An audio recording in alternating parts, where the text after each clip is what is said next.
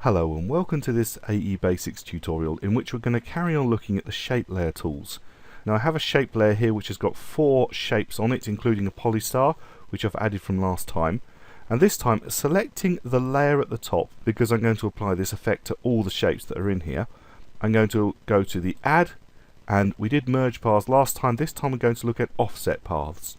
When I click offset paths, instantly the paths seem to grow. We can still see the shape outlines here, which we can turn on or off here, but the whole point of offset paths really is just to grow or shrink paths. So I can grow or shrink the paths simply by changing the offset.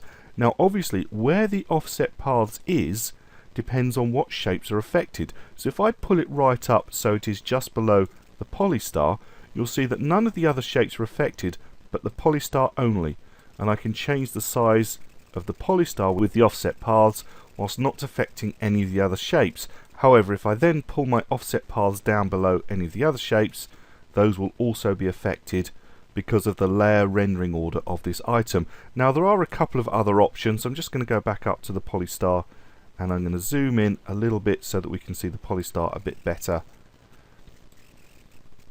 because I want to show you the other options. We've got the way that the lines join, which can make quite a difference to how something looks. The mitre limit is actually a bit deceptive in my opinion. It really acts in an almost digital way. As long as you've got line join as mitre join selected, if you take it down to its lowest level, which is 1, you can have a different effect on how these points join. But as soon as you go above 1, it pretty much snaps back. There you go, at 3 to its normal behaviour. However, there are a couple of other options. If you open up the line join drop down, you've got round joints, which can give you a very nice look, and you've also got bevel joints, and you can't change those. This mitre limit is only going to affect it when you've actually got mitre selected.